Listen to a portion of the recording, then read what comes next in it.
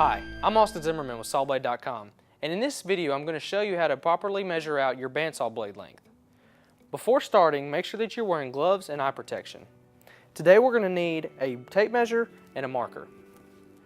First off, mark your bandsaw blade at the weld. Now walk your bandsaw blade to the beginning of the tape measure, placing our line at the start.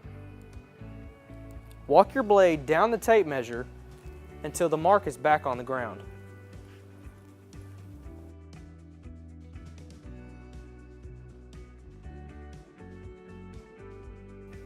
We can see here that the blade measures out to be 158.5.